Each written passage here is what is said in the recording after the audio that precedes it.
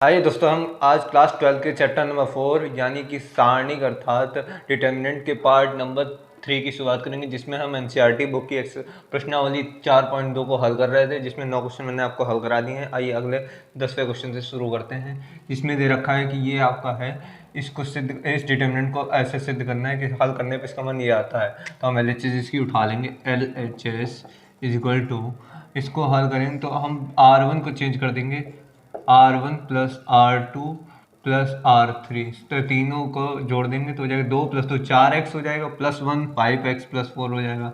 5x plus 4, यहाँ पर भी 5x प्लस 4 उसी प्रकार आ जाएगा, यहाँ पर भी 5x प्लस 4 हो जाएगा।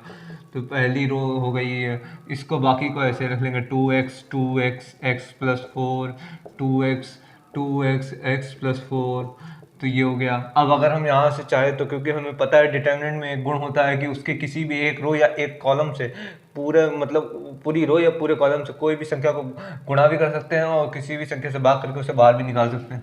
तो इससे भाग करके इसे बाहर निकालेंगे, हो जाएगा 5x प्लस 4 और यहाँ पे बचेगा 1 2x 1x प्लस 4 2x और 1 2x और x प्लस 4। तो अब अगर हम इसे हल कर लें कि C1 को चेंज कर लें, C2 को चेंज कर C2 minus C1, C2 change to C2 minus C1 और C3 change to C3 minus C1, तो यहाँ पर हमें प्राप्त होगा 5x प्लस 4, तो ऐसे लिख लेंगे। और यहाँ पर हमें प्राप्त होगा 1 2x ऐसे ही 2x ऐसे ही, यहाँ पर हो जाएगा 0 x प्लस 4 माइनस का 2x हो जाएगा 4 माइनस का x, 2x में 2x के 0, यहाँ पर 0 बनेगा, 2x में से 2x के 0 और x प्लस 4 माइनस का 2x हो जाएगा 4 माइनस का x। तो अगर आप अब इसका विस्तार कर दें, R1 से विस्तार करने पर हो जाएगा यहाँ पे 5x प्लस 4 एक ब्रैकेट में, बड़े ब्रैकेट के अंदर प्लस का 1 और पहली पंक्ति पहले स्तंभ को छुपाने में तो हो जाएगा 4 माइनस एक्स का स्क्वायर माइनस 0, तो कोई फर्क ही नहीं पड़ेगा। आगे भी 0 है तो आगे करने की जरूरत नहीं हल करने की। तो यहाँ पर हमें प्राप्त हो जाएगा 5x प्लस 4 एक ब्रैकेट में और एक ब्रैकेट में हो जाएगा 4 माइनस एक्स का होल स्क्वायर, जो हमारी RHS है, जो हमें सिद्ध करना था। इस प्रकार यह क्वेश्चन यहाँ पे सिद्ध होता है। अब अगले पार्ट की ओर बढ़ते हैं। पार्ट नंबर 2 में ये डिटर्मिनेंट दे रखा है, इससे ये मान इसको निकालना है, मतलब इसको हल करने पे ये मान आएगा, सिद्ध करना है हमें। तो LHS उठा लेंगे, LHS और LHS में कर लेंगे R1 change to R1 plus R2 plus R3। ऐसा करने से हमें प्राप्त होगा y प्लस y मतलब 3y हो जाएगा, 3y प्लस के हो जाएगा। यहाँ पे y plus Y 3y plus के यहाँ पे भी हो जाएगा और यहाँ पर भी y प्लस वाई हो जाएगा, 3y प्लस के हो जाएगा यहाँ पर। और यहाँ पे वैसे का वैसे रहेगा, तो यहाँ पे बचा y, यहाँ पे बचा y, यहाँ पे बचा y प्लस के, यहाँ पे बचा y, यहाँ पे बचा y, यहाँ पे बचा y प्लस के। अब अगर 3y प्लस के को यहाँ से पहले रो से कॉमन निकाल लें तो हमारे पास बाहर बचेगा 3y प्लस के और अंदर बचा 1y प्लस के और y प्लस के। अब अगर हम इसे C2 को चेंज कर ले C2 माइनस C1 और C3 को चेंज कर ले C3 minus C1, C2 change to C2 minus C1 और C3 change to C3 minus C1, तो हमारे पास प्राप्त होगा 3y प्लस के, ऐसे ही रहेगा। अंदर बचेगा 1y 0y प्लस के माइनस y, तो बचेगा यहाँ पे के और यहाँ पे बचेगा y में से y का 0, यहाँ पे बचा 1 में बन गया 0, y में y गया 0, y प्लस के माइनस y हो जाएगा, यहाँ पे प्लस का के बचेगा। अब इसे विस्तार कर देंगे, R1 से विस्तार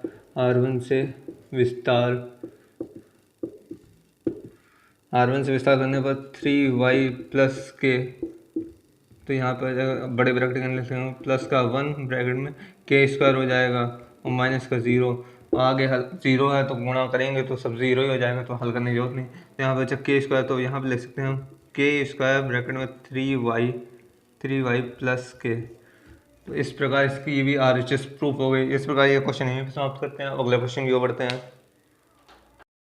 आइए दोस्तों अगले क्वेश्चन की ओर बढ़ते हैं। क्वेश्चन नंबर 11, जिसमें 2 पार्ट हैं। इन दोनों पार्टों को हम हल करके दिखाएंगे। जिसमें दे रखा पहले पार्ट में ये डिटर्मिनेंट दे रखा है, इसको हल करने पे ये मान प्राप्त होता है, हमें सिद्ध करना है। तो आइए हल करते हैं। LHS ले लेंगे LHS में लिख लेंगे a माइनस बी माइनस सी, या सीधे हम इसे हल करना ही शुरू कर देते हैं, ये तो ऊपर लिखा ही है आपके पास LHS। तो अगर हम इसमें कर दें कि a माइनस बी, ये जोड़ दें R1 change to R1 plus R2 plus R3 कर दें, तो देखिए हमारे पास क्या प्राप्त होता है। यहाँ कर देंगे तो हो जाएगा a minus c plus two b plus two c, b two b में से बी गया तो बचा बी प्लस का, यहाँ पे प्लस का बी लिख लेंगे। टू सी प्लस का है और माइनस का सी है तो बचेगा प्लस का सी, यहाँ पे प्लस का सी आ गया। अब यहाँ लिख लेंगे 2a plus B plus B minus C और माइनस ए, 2a में से a गया तो बचेगा प्लस का a, तो यहाँ लिख सकते हैं हम प्लस का a। और यहाँ पर इसमें 2c में से c गया तो बचा प्लस का c, और यहाँ प्लस का b तो है ही, तो a प्लस बी प्लस सी। हाँ 2a में से a गया तो बचा प्लस का a, यहाँ 2b में से माइनस का b गया तो प्लस का बचा b, और c तो प्लस का है ही, ऐसे ही लिख लेंगे। अब बचे हुए को वैसे उतार लेते हैं, 2b 2c b minus c minus a 2c, और यहाँ हो जाएगा 2b c minus a minus b. अब रो 1 से a plus B plus c common खींच लेंगे बाहर, a plus B plus c ले लिया, अंदर क्या बचा 1 2b 2c 1 2b 2c 1 b minus c minus a 2c 1 2b c minus a minus B. तो इतना बच्चा ही हमारे पास। अब अगर इसे हल करना चाहें तो हम इसमें से इसको घटा दें, हाँ घटा सकते हैं, क्यों नहीं घटा सकते। तो हम लिख लेंगे यहाँ पे C1 C2 change to C2 minus C1 और C3 change to C3 minus C1। अब हमें हासिल क्या होगा, a प्लस बी प्लस सी तो ऐसे ही रहा, यहाँ अंदर अब हमारे पास बचेगा 1 ऐसे रहा 2b ऐसे रहा 2c ऐसे ही रहेगा, आगे बदलाव आएगा। 1 में से 1 गया 0, b माइनस सी माइनस ए और माइनस का 2b, तो माइनस का 2b और प्लस का b तो हो जाएगा माइनस का b। तो हमारे पास यहाँ पे सीधे माइनस कॉमन वाले ले सकते हैं, a प्लस बी प्लस सी प्राप्त होगा, क्योंकि सब अंदर माइनस के हो जाएंगे, क्योंकि माइनस का b भी हो जाएगा इसके कारण। और यहाँ पे 2c में से 2c गया 0, अब यहाँ पे लिख लेंगे 1 माइनस 1 0, 2b में से 2b गया 0, और यहाँ पर हम देख लेंगे c minus a minus B और माइनस का 2c। अब c प्लस का है और माइनस का 2c है तो माइनस का c बचेगा हमारे पास, तो सब माइनस के हो गए, माइनस कॉमन ले लेंगे तो ब्रैकेट के बाद लिख लेंगे माइनस को a plus B plus c bracket में। ठीक, अब आप देख सकते हैं कि हमारे पास 0 0 ज़्यादातर बन चुके हैं। अब हम R1 से विस्तार करेंगे, R1 से विस्तार, R1 से विस्तार करने पर हमारे पास प्राप्त होगा a प्लस बी प्लस सी, एक ब्रैकेट में बाहर चल ही रहा है, बड़ा ब्रैकेट लगाएंगे प्लस का 1 ब्रैकेट में, माइनस माइनस प्लस हो जाएगा, a प्लस बी प्लस सी का होल स्क्वायर हो जाएगा, a प्लस बी प्लस सी का होल स्क्वायर, और माइनस का 0 तो माइनस का 0 से कोई फ़र्क पड़ना नहीं है, ऐसे ही लिख ले रहे हैं। और यहाँ पे 0 से गुणा हो जाएगी बाकी सबकी तो भी कोई फ़र्क नहीं पड़ेगा। तो हम 2 और 1 जोड़ेंगे 3 हो जाएगा, तो a प्लस बी प्लस सी का होल क्यूब हमें प्राप्त हो गया, जो हमें RHS दे रखी थी हमारी। अतः इस डिटर्मिनेंट को हल करने पर हमें a प्लस बी प्लस सी का होल क्यूब जो प्राप्त करना था वो हो चुका है। अब आइए अगले पार्ट की ओर बढ़ते हैं, जिसमें ये डिटर्मिनेंट दे रखा है, इसको हल करके ये मान इसका निकालना है। तो आइए निकालते हैं, LHS लिख लेंगे LHS।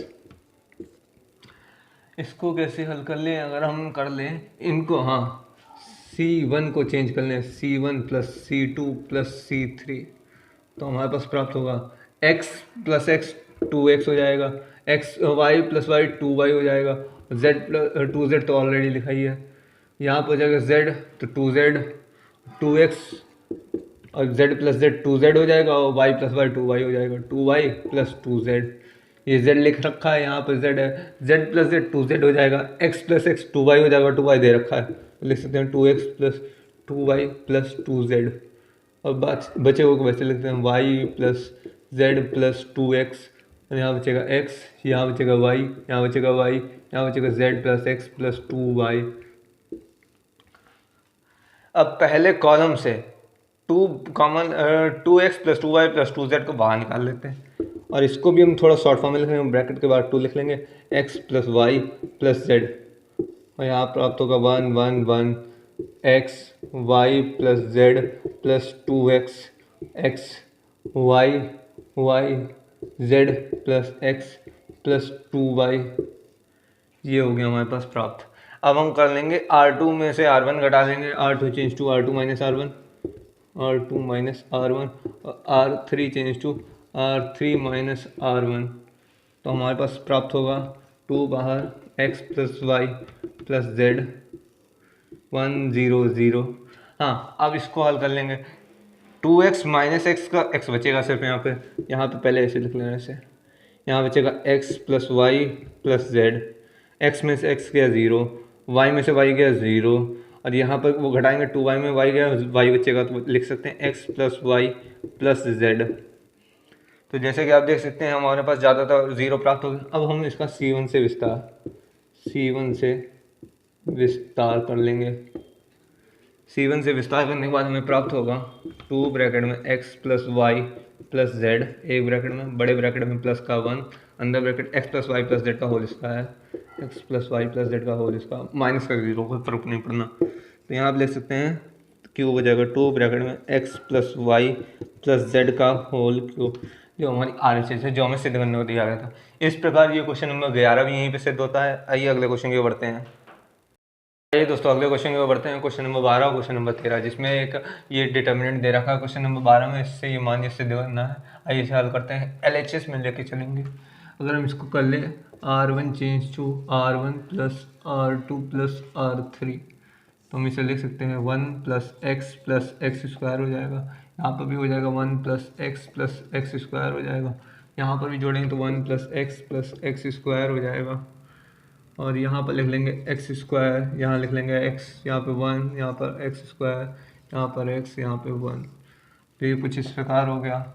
अब इसमें से 1 प्लस एक्स स्क्वायर कॉमन ले लेंगे रोमन से, तो 1 प्लस एक्स स्क्वायर बाहर आ गया। यहाँ लिख लेंगे 1 एक्स स्क्वायर एक्स, यहाँ लिख लेंगे 1 एक्स स्क्वायर, ये एक्स स्क्वायर लिखा है, ये लिख लेंगे 1 एक्स और 1।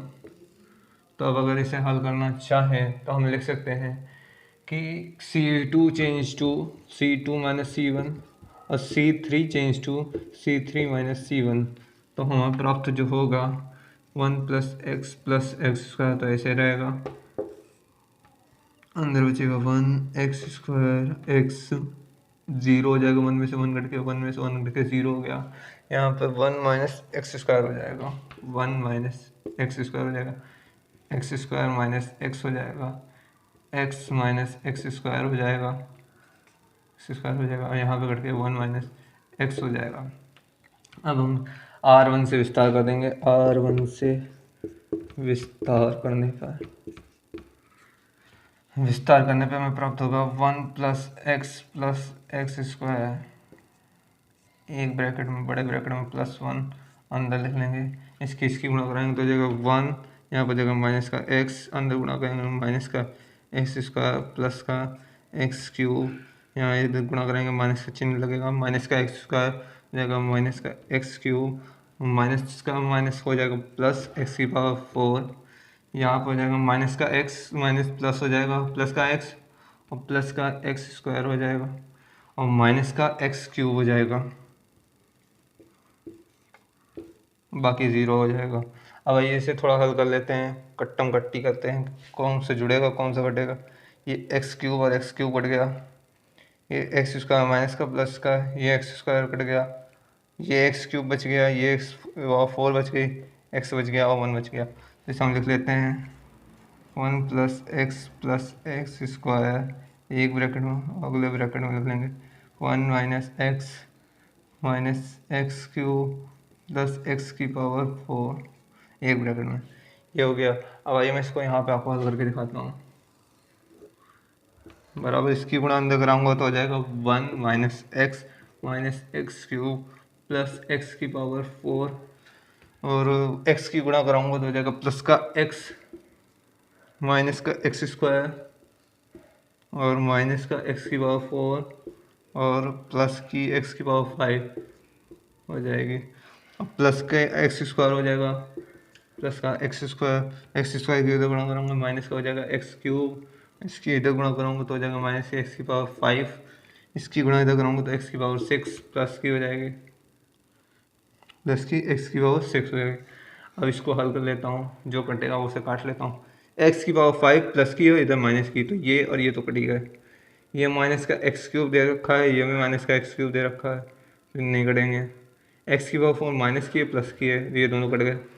एक्स स्क्वायर माइनस का भी है प्लस का भी है, ये भी कट गया। प्लस का एक्स माइनस का एक्स कट गया।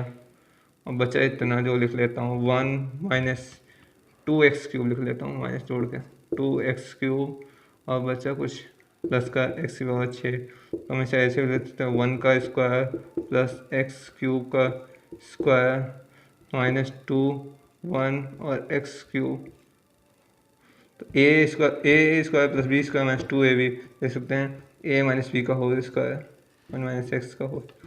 ये हमें प्रूव करना था जो हमारी RHS थी, तो यहाँ ये हैंस प्रूव्ड हो गई जो हमें RHS लानी थी। अब अगले क्वेश्चन में बढ़ते हैं, क्वेश्चन नंबर 13। इसमें ये दे रखा है, इससे ये प्राप्त करना है डिटर्मिनेंट से। तो इसे हम किस प्रकार हल करें कि ये प्राप्त हो जाए। अगर हम इसमें a गुना करके इधर जोड़ दें तो यहाँ पर 0 हो जाएगा, हाँ, और इसमें कितना गुणा करके जो घटा दें, हाँ, तो हम इसको चेंज कर सकते हैं कि C1 change to C1 minus होगा ना, प्लस हो जाएगा, हाँ, minus b times of C3, और एक और ऑपरेशन करते हैं C2 change to C2 plus a times of C3। तो इसको करने पर LHS में करेंगे, LHS करने पर हमें प्राप्त जो होगा वो लिख लेते हैं 1 प्लस ए स्क्वायर ऐसे रहेगा, माइनस का बी स्क्वायर और बी टाइम्स ऑफ C3 करेंगे तो माइनस माइनस प्लस का 2b स्क्वायर हो जाएगा, प्लस का बी स्क्वायर माइनस का बी स्क्वायर हो जाएगा प्लस का बी स्क्वायर, तो हमें प्राप्त होगा 1 plus A square plus B square. ठीक, अब यहाँ पर बी टाइम्स करके घटाएंगे तो 2ab और माइनस का 2ab 0 हो जाएगा।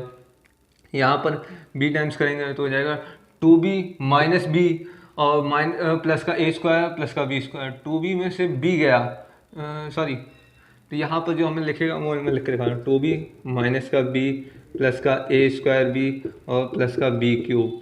तो हम देख सकते हैं यहाँ b plus A square B और प्लस बी क्यूब है, और b कॉमन ले लें तो लिखते हैं 1 plus A square plus B square. तो हम इसको ऐसे लिख सकते हैं b ब्रैकेट में 1 plus A square plus B square, इसको ऐसे लिख लिया हमने। हाँ, अब इसमें करेंगे C2 को चेंज करेंगे a टाइम्स ऑफ C3 और प्लस करेंगे, तो ये 2ab है और a टाइम्स करेंगे तो ये भी माइनस का 2ab हो जाएगा, तो 2ab माइनस 2ab 0 हो जाएगा। और यहाँ पे 1 माइनस ए स्क्वायर प्लस बी स्क्वायर और प्लस का 2 स्क्वायर हो जाएगा, माइनस का 2 स्क्वायर प्लस का 2 स्क्वायर हो जाएगा, 1 plus A square plus B square हो जाएगा। यहाँ पे माइनस का 2a है और यहाँ पे हो जाएगा माइनस का 2a माइनस का a minus minus plus a cube और प्लस का ए बी स्क्वायर। तो हम देख सकते हैं यहाँ पे बचेगा, सॉरी यहाँ तो प्लस कर रहे हैं ना, यहाँ पे माइनस ही रहेगा, यहाँ पे माइनस का और यहाँ पे माइनस का, हाँ, तो हम प्लस करेंगे तो ए माइनस का ए हो जाएगा, माइनस का ए क्यूब हो जाएगा, माइनस का ए बी स्क्वायर हो जाएगा, माइनस का ए कॉमन ले लेंगे तो बचेगा 1 plus A square plus B square. तो वो यहाँ पे लिख ले रहे हैं माइनस का ए बाहर, 1 plus A square plus B square, वो लिख लिया। अब इस कॉलम को पूरा ऐसे उतार लेते हैं, माइनस का 2b 2a 1 माइनस ए स्क्वायर माइनस बी स्क्वायर। ठीक, तो जैसा कि आप देख सकते हैं लगभग तैयार है। इसमें से 1 प्लस ए स्क्वायर कॉमन निकाल 1 plus A square plus B square column 1 से निकाल लेते हैं और कॉलम 2 से निकाल लेते हैं, तो बाहर आते आते ये हो जाएगा 1 plus A square plus B square का होल स्क्वायर, 2 बार बाहर निकाला गया है। तो यहाँ पे बचा 1, यहाँ पे बचा 0, यहाँ पे बचा b, यहाँ पे बचा 0, यहाँ पे बचा 1, यहाँ पे बचा माइनस का a, यहाँ बचा माइनस का 2b, यहाँ बचा 2a, यहाँ बचा 1 माइनस ए स्क्वायर माइनस बी स्क्वायर। तो अब इसको थोड़ा और हल करते हैं, b टाइम्स करके यहाँ नीचे घटा देते हूँ, r3 change to r3 minus b times of r1। तो हमारे पास कुछ इस प्रकार प्राप्त होगा 1 ए स्क्वायर प्लस बी स्क्वायर का होल स्क्वायर, 1 0 0 हो जाएगा।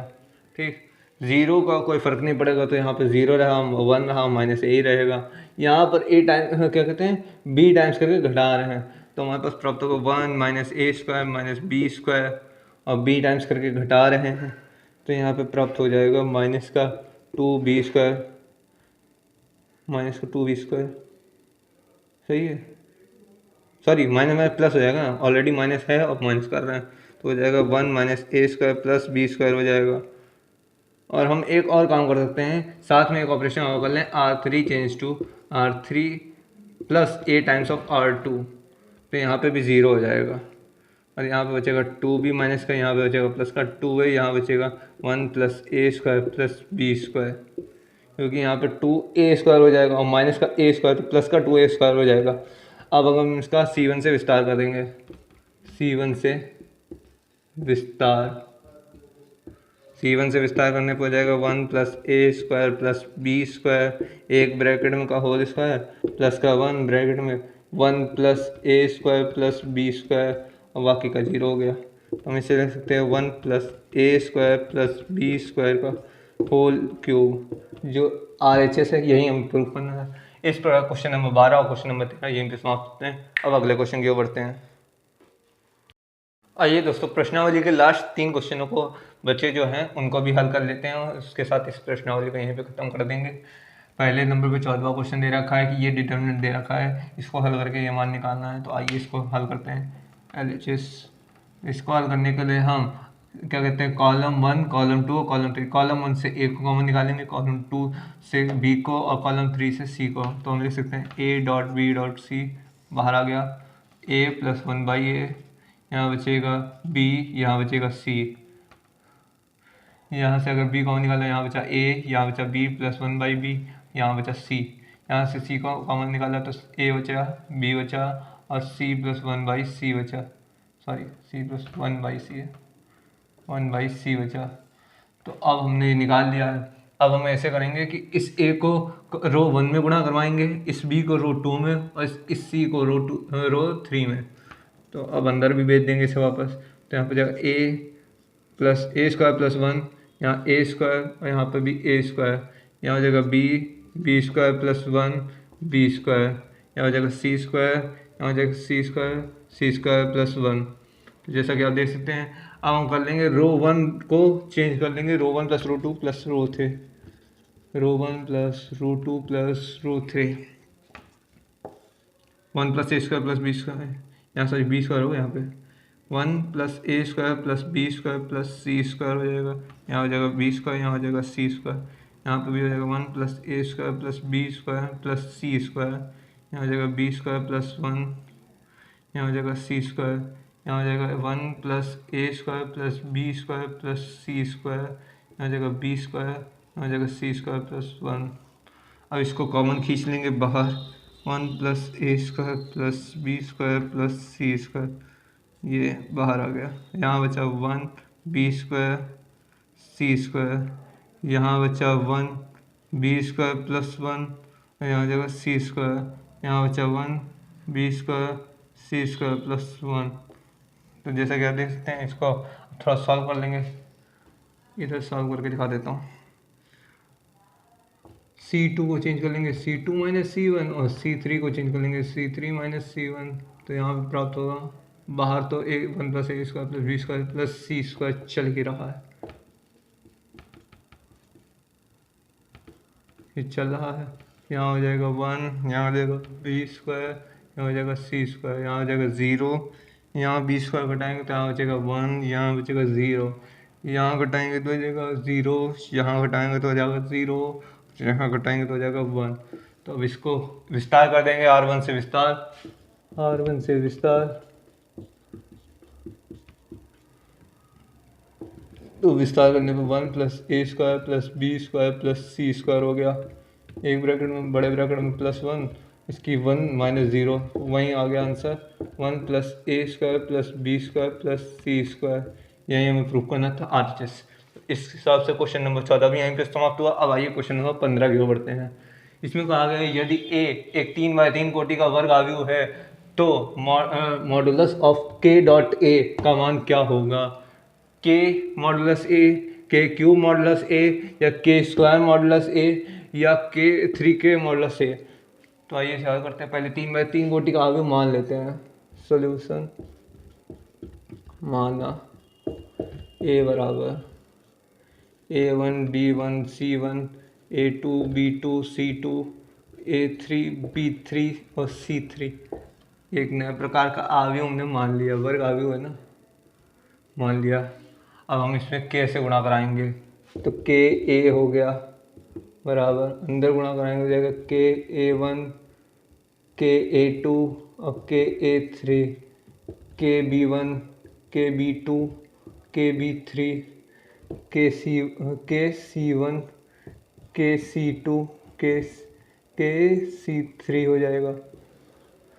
अब इसको मॉडुलस लगा देंगे, मतलब डिटर्मिनेंट निकाल लेंगे इसका। के तो लिख लिया, थोड़ा इधर ना लिख के इधर लिखता हूँ, के और के A1 A2 A3 के B1 B2 B3 के C1 C2 C3, sorry modulus का साइन लगाएंगे। अब पूरे में से पहले रो 1 से, फिर रो 2 से और रो 3 से कॉमन निकालेंगे के, तो हमारे पास प्राप्त होगा, यहाँ पर लिख दे रहा हूँ, के ए बराबर 3 बार निकालेंगे तो गुणा करते हैं आपस में, तो के क्यूब हो जाएगा।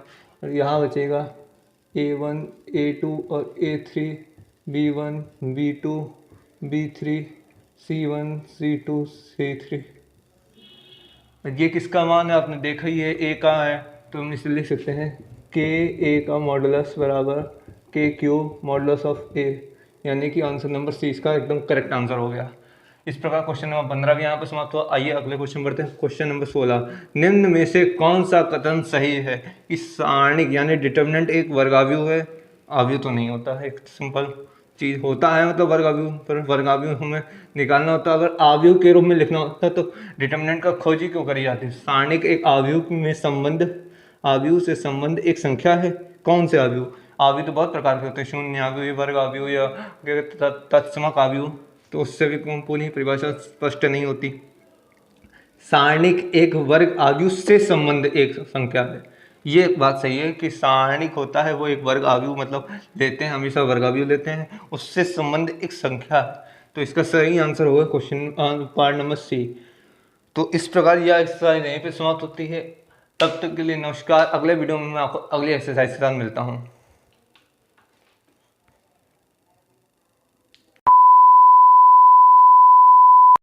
नमस्कार दोस्तों, आइए जानने की कोशिश करते हैं कि एप्लीकेशंस ऑफ डिटर्मिनेंट्स क्या होते हैं, यानी कि सारणिक के अनुप्रयोग क्या होते हैं। मुख्यतः हम इस चैप्टर में सारणिक के अनुप्रयोगों का 2 जगह इस्तेमाल करेंगे, यानी कि पहला पार्ट होगा उसका एरिया ऑफ ट्राइंगल, और एक सरल रेखा के मतलब जो बिंदु होते हैं उसको ज्ञात करने में 2 जगह पर प्रयोग होगा। तो आइए पहले पार्ट को समझते हैं, एरिया ऑफ ट्राइंगल क्या होता है, इसको जानते हैं। आइए आप मेरी अपने स्क्रीन में राइट साइड देख सकते हैं, एक पिक्चर इमेज बन के आ रही होगी, उसको आप पढ़ सकते हैं। मैं अभी आपके साथ पढ़ता हूँ कि त्रिभुज का क्षेत्रफल हम कैसे ज्ञात कर सकते हैं। माना एक त्रिभुज के तीनों शीर्षों के निर्देशांक क्रमशः x1 y1 x2 y2 x3 और y3 हैं। हम जानते हैं कि त्रिभुज का क्षेत्रफल नॉर्मली हमने अभी तक जो 11वीं क्लास तक पढ़ा है उसे हम इस प्रकार लिखते हैं कि हाफ ब्रैकेट में x1 y2 minus y3 plus x2 y3 minus y1 plus x3 y1 minus y2। हमने आज तक जो त्रिभुज का क्षेत्रफल पढ़ा है वो कुछ इस प्रकार होता है, तीनों शीर्षों से निकालते हैं जब। और आइए इसको सारणी के रूप में कैसे लिख सकते हैं, आइए जानते हैं। जैसे कि हमने इसको एक सारणी का चिन्ह मान सकते हैं और ये त्रिभुज का क्षेत्रफल का भी चिन्ह है। तो इस सारणी में अगर इसको लिखना है तो हम लिखेंगे x1 y1 x2 y2 x3 और y3। अब बची यहाँ पर ये, क्योंकि ऐसे रखेंगे तो ये वर्ग आव्यूह नहीं बन पाएगा, तो वर्ग आव्यूह ना होने के कारण तो इसको सारणिक भी नहीं मान सकते। तो इसको सही रूप में लगाने के लिए जो तीसरी स्तंभ होगा, तीसरे स्तंभ में प्रत्येक अवयव को एक एक एक लिख लेते हैं। अब आइए इसको हल करके देखते हैं कि अगर इसका r1 से विस्तार करेंगे, हाफ का चिन्ह लगा लेते हैं आगे, क्योंकि त्रिभुज के क्षेत्रफल में हाफ का चिन्ह होता है। r1 से विस्तार मैं आपको करके दिखाता हूँ। हाफ तो ऐसे ही रहेगा अंदर, प्लस का x1, क्या कहते हैं, r1 से नहीं c1 से विस्तार करेंगे, c1 से विस्तार, x1 पहली पंक्ति और पहले स्तंभ को छुपा लिया, y2 माइनस y3 दूसरा, x2 हो जाएगा। इसको पहले क्या कहते हैं, दूसरी पंक्ति पहले स्तंभ को छुपाएंगे तो y3 minus y1 y3 minus y1। अब इधर पे आएंगे प्लस का x3, यहाँ पे छुपा लेंगे तीसरी पंक्ति पहले स्तंभ को, तो हो जाएगा y1 माइनस y2। तो जैसे कि देख सकते हैं यही हमने आज तक का जो त्रिभुज का क्षेत्रफल था वो पढ़ा था, और वहीं इस सारणी को हल करने पे आ गया है। तो अगर कभी भी डिटर्मिनेंट के फॉर्म में लिखना होगा तो पहले क्या कहते हैं, जो तीन वो उसके बिंदु दे रखे होंगे शीर्ष बिंदु, तो उनको ऐसे ऐसे लिख लेंगे x1 y1 x2 y2 x3 y3, और जो बची तीसरे स्तंभ उसमें प्रत्येक अवयव एक एक एक लिख लेंगे, जिससे उसका मान भी आ जाएगा और ये एक वर्ग अवयव बन जाएगा, जिससे इसे सारणी के रूप में भी मान सकते हैं। तो इस प्रकार, और हाँ इसमें एक और पॉइंट होता है, वो लिखा होगा आपके आगे देखिए, क्षेत्रफल ज्ञात करने के लिए हमें सारणिक यानी कि डिटर्मिनेंट का निरपेक्ष मान लेना होता है, क्योंकि त्रिभुज का क्षेत्रफल सदैव धनात्मक होता है। निरपेक्ष मान से अर्थात निरपेक्ष मान को क्या कहते हैं, जैसे कि कभी कभार हम डिटर्मिनेंट को हल करते हैं तो माइनस में आ जाता है, तो क्योंकि त्रिभुज का क्षेत्रफल कभी ऋणात्मक हो नहीं सकता, तो वहाँ पे हम माइनस का चिन्ह जो होता है उसे छोड़ देते हैं। अगर प्लस का होता तो कुछ करना ही नहीं होता, माइनस का आने पर उसे माइनस के चिन्ह को छोड़ देते हैं, ताकि त्रिभुज का क्षेत्रफल क्योंकि कभी ऋणात्मक हो ही नहीं सकता, धनात्मक होगा, तो उसका वहाँ पर माइनस का मान छोड़ दिया जाता है। इस प्रकार ये हो गया। आइए तो क्या कहते हैं, दो बिंदु के लिए इसका संदेह का एक नियम होता है जो आपने पढ़ रखा हुआ है। यदि तीन बिंदु जिनके निर्देशांक x1 y1 x2 y2 और x3 y3 हैं तथा संरेख हो तो क्या होता है, क्योंकि संरेख के लिए हमने पढ़ रखा है कि त्रिभुज का क्षेत्रफल हमेशा 0 हो जाता है, यानी कि ये जो त्रिभुज का क्षेत्रफल है डेल जिसे मानते हैं, एक सेकेंड, डेल का मान 0 के बराबर होता है, तो इस जो यहाँ पे हमने भी सारणी लिखा था उसका मान भी 0 के बराबर हो जाएगा। x1 y1 x2 y2 x3 y3 1 1 1 is equal to 0 के बराबर हो जाएगा। तो ये इसका एक सूत्र होता है कि जब कभी भी आपको दे रखा हो संरेख सिद्ध करिए और तीन बिंदु दे रखे हो शीर्ष बिंदु, तो डिटर्मिनेंट की सहायता से इस प्रकार सिद्ध कर लेंगे उसको। अगर चाहिए तो आप इसको इधर भेज दिए, कोई फर्क नहीं पड़ेगा, उससे वितरित डिटर्मिनेंट का मान निकालना होगा तो सिद्ध हो जाएगा इससे। आइए दो बिंदुओं से होकर जाने वाली रेखा के बारे में जानते हैं, उसका समीकरण क्या होता है उसको भी जानते हैं। एक सेकेंड,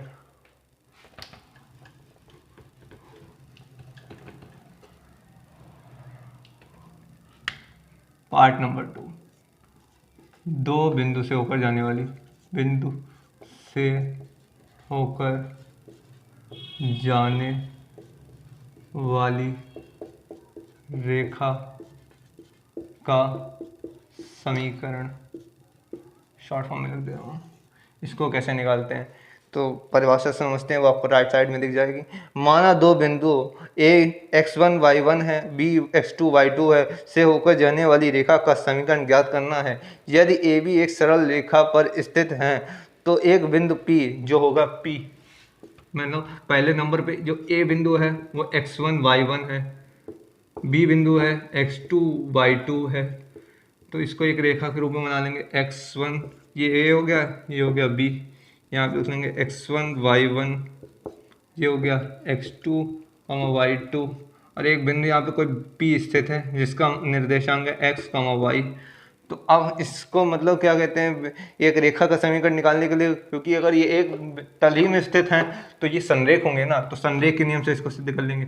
यहाँ लिख लेंगे x, यहाँ y, यहाँ लिख लेंगे x1 y1 x2 और y2।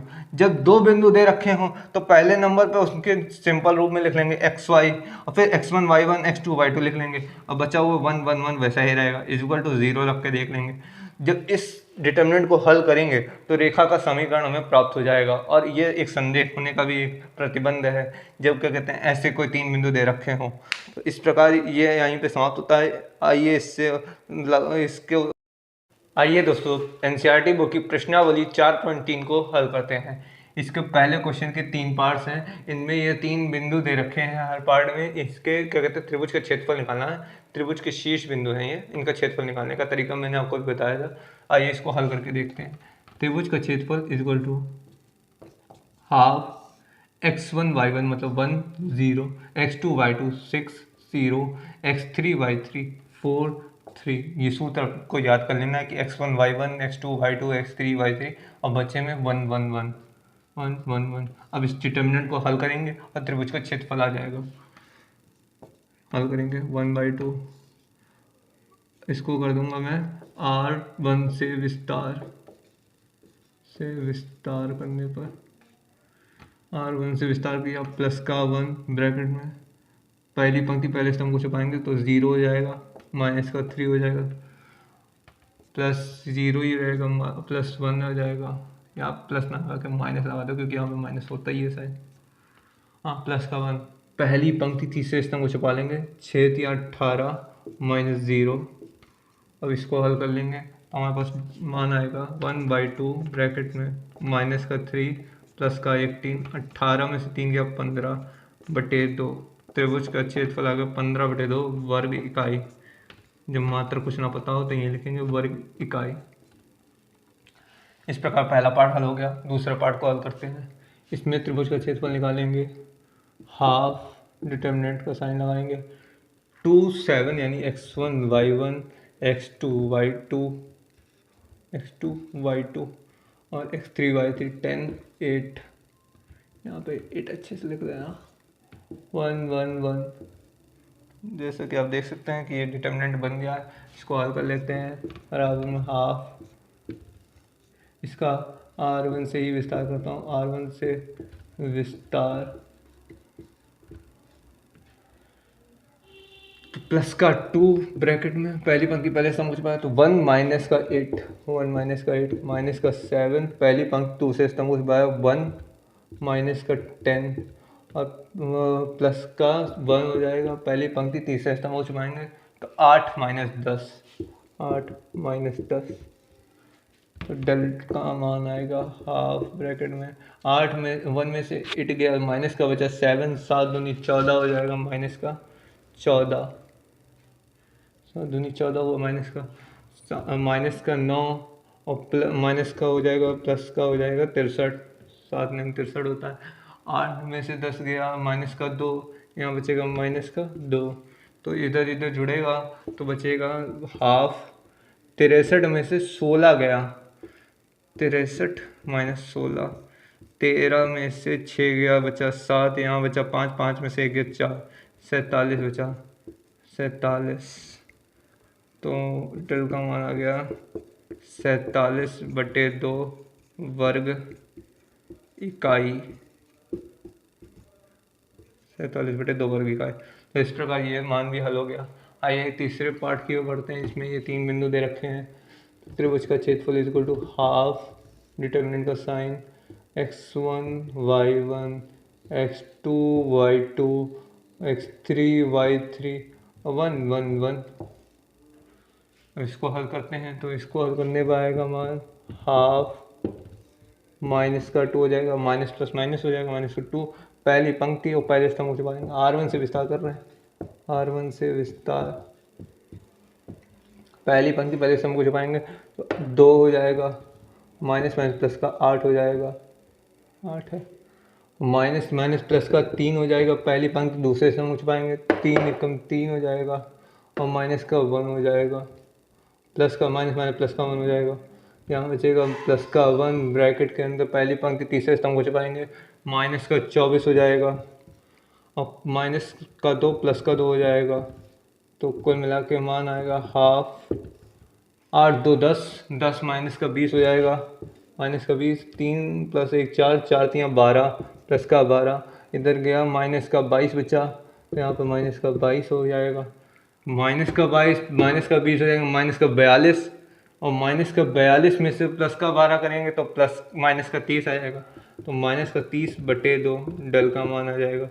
तो इसको हल करने पर आ जाएगा माइनस का 15 और माइनस का साइन छोड़ देंगे क्योंकि कभी भी वर्ग ऋणात्मक नहीं होता, किसी भी क्षेत्रफल कभी ऋणात्मक नहीं होता, तो 15 वर्ग इकाई।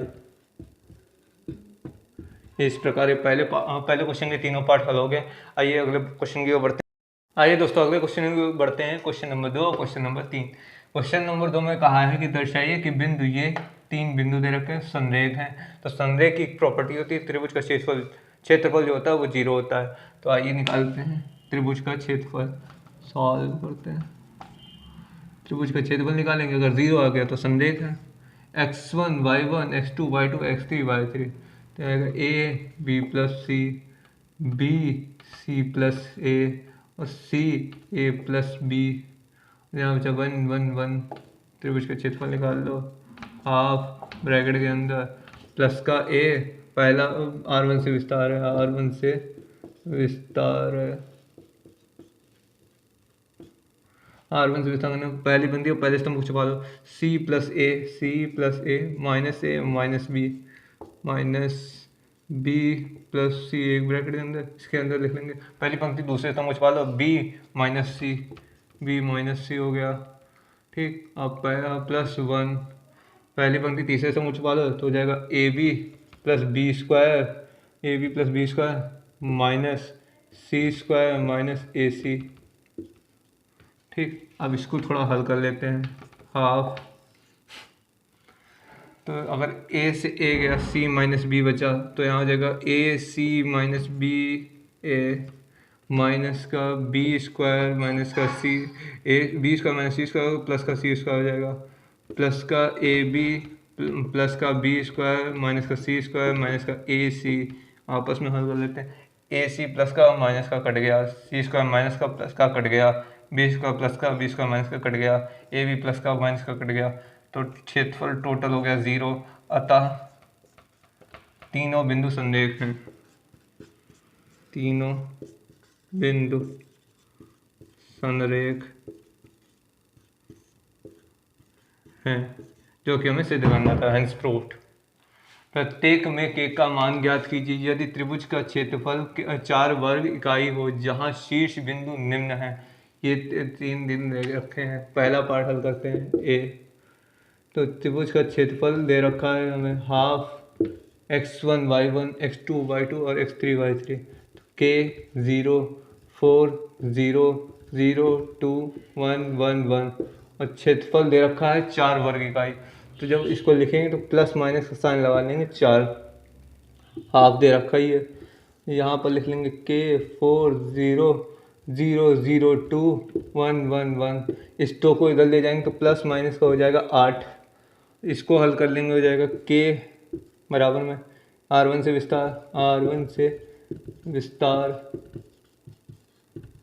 विस्तार किया तो हो जाएगा प्लस का k हो जाएगा, यहाँ पे प्लस का k ब्रैकेट में पहले पंक्ति पहले स्तंभ से बनाएंगे 0 माइनस का 2, ठीक, और यहाँ पे माइनस का 0 प्लस का 1, पहली पंक्ति तीसरे स्तंभ को छुपाएंगे तो 4 दूनी 8 माइनस 0, तो लिख सकते हैं k माइनस का 2k हो जाएगा, प्लस का 8 हो जाएगा, प्लस माइनस का 8 हो जाएगा।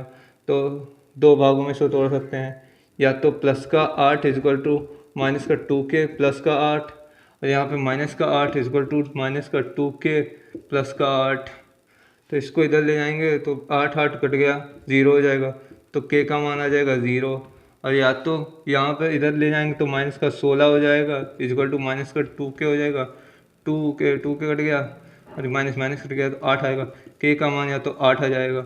2 मान यहाँ पे संभव है, पहले में तो 0 या तो 8। आइए दूसरे पार्ट को हल करते हैं। दूसरे पार्ट में त्रिभुज का क्षेत्रफल भी 4 दे रखा है, बस मान में अंतर है। एक सेकेंड, ओ भाई, हाँ, दूसरा पार्ट नंबर बी, इसमें त्रिभुज का क्षेत्रफल निकालना है, हाफ माइनस का 2 0 0 4 0 k 1 1 1, तो इसको हल करेंगे, यहाँ पे भी प्लस माइनस का 4 ले लेंगे इजक्वल टू 1/2 ले लेंगे, माइनस का 2 0 0 0 4 k 1 1 1, तो इसको इधर ले जाएंगे तो प्लस माइनस का 8 हो जाएगा इजक्वल टू प्लस माइनस का 8, और इसको हल कर लेंगे, इसको भी साथ ही हल करते चलते हैं। माइनस का 2 पहली पंक्ति पहले इससे कॉलम 1 से विस्तार कर रहे हैं, C1 से विस्तार कर रहे हैं, तो माइनस का 2 हो गया, यहाँ पर इसको ले लेंगे पहले पंक्ति पहले स्तंभ को, तो 4 माइनस का k हो जाएगा, और बाकी सब तो 0 हैं, तो प्लस माइनस 8, तो इसको 2 भागों में तोड़ ले रहे हैं, एक बार प्लस का 8 लेंगे तो माइनस का 8 हो जाएगा और प्लस का 2k हो जाएगा, प्लस का 8 माइनस का 8 हो गया, एक बार माइनस का 8 लेंगे, माइनस का 8 बराबर में होगा और प्लस का 2k हो जाएगा, तो ये कट गया, तो k का मान यहाँ पे आ जाएगा 0, और प्लस का 8 लेंगे तो 16 हो जाएगा बराबर 2k, तो भी k का मान 8 आएगा। तो इन दोनों परिस्थितियों में भी k के 2 मान आएंगे, 8 और 0, वो तो चिन्हों पर डिपेंड करते हैं। तो इस प्रकार ये question number 2 question number 3 complete हो गया। आइए दोस्तों अगले क्वेश्चन की ओर बढ़ते हैं। क्वेश्चन नंबर 4, जिसके दो भाग हैं। इसमें पहले भाग में लिखा है कि सारणिकों का प्रयोग करके ये दो बिंदुओं को मिलाने वाली रेखा का समीकरण ज्ञात करिए। तो आइए इसको हल करते हैं। पार्ट नंबर 1, माना P x, y बिंदु A तथा B बिंदु को मिलाने वाली रेखा पर स्थित है। मिलाने वाली रेखा पर स्थित है तो इसलिए P, A, B संरेखीय होंगे। तो इसका सूत्र लिख लेते हैं। मॉडुलस का साइन लगा लेंगे। x, y 1, x, y 1, 1, 2, 1, 3, 6 और 1 इज इक्वल टू 0 संरेखी के लिए। तो आइए इसका हल करते हैं। R1 से विस्तार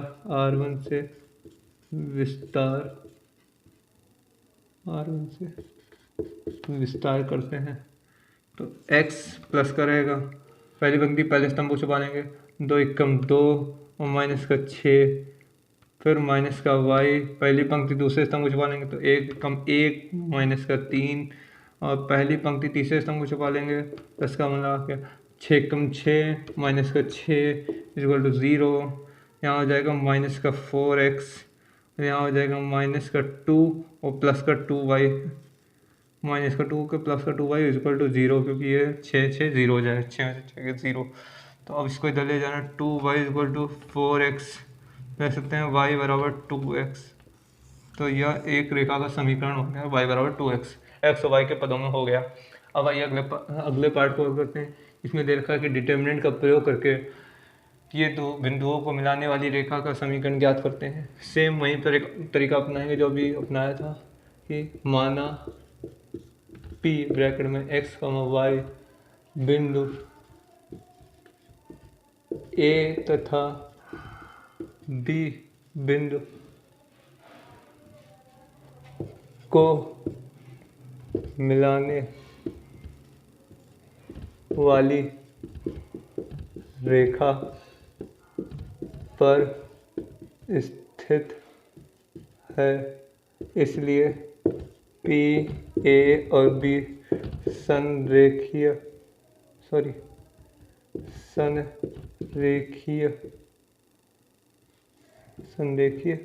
होंगे। तो लिख लेते हैं x, y 1, 3, 1, 1, 9, 3, 1 is equal to 0 संरेख के लिए 0 हो जाएगा। तो आइए इसको हल करते हैं। R1 से विस्तार करेंगे। R1 से विस्तार प्लस का x ब्रैकेट में 1 माइनस का 3 माइनस का y, पहली पंक्ति दूसरे स्तंभ को छुपाएंगे। 3 एकम 3 माइनस का 9, पहली पंक्ति तीसरे स्तंभ को छुपा लेंगे। प्लस का 1 हो जाएगा। इसको हल करेंगे। 3 3 9 माइनस का 9 इक्वल टू 0। अब इसे हल करेंगे तो माइनस का 2x हो जाएगा बराबर माइनस का 2x, और 3 में माइनस ना होगा, माइनस का 6 प्लस का 6 हो जाएगा। 6y equal to 0, 6y equal to हो जाएगा 2x, तो x बराबर हो जाएगा 3y। इस बार x बराबर 3y प्राप्त हुआ, पहले में y बराबर 2x प्राप्त हुआ। तो ये दोनों समीकरण निकल आए रेखाओं के। आइए अगले क्वेश्चन की ओर बढ़ते हैं। आइए दोस्तों अगले क्वेश्चन की ओर, आज के लास्ट क्वेश्चन की ओर बढ़ते हैं। क्वेश्चन नंबर 5, जिसमें दे रखा है कि यदि शीर्ष, ये 3 शीर्ष दे रखे हैं, 2, -6, 5, 4, k, 4 वाले त्रिभुज का क्षेत्रफल 35 वर्ग इकाई है तो k का मान ज्ञात कीजिए। आइए डिटर्मिनेंट की सहायता से इसका मान निकालते हैं। पहले नंबर पर त्रिभुज का क्षेत्रफल लिखेंगे।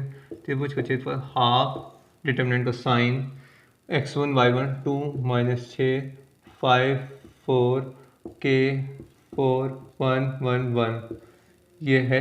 और यहाँ पे हमें डिटर्मिनेंट का मान दे रखा है प्लस माइनस का 35 लिख लेंगे इज इक्वल टू 1/2। इस डिटर्मिनेंट को हल करेंगे। प्लस का 2, R1 से विस्तार करेंगे।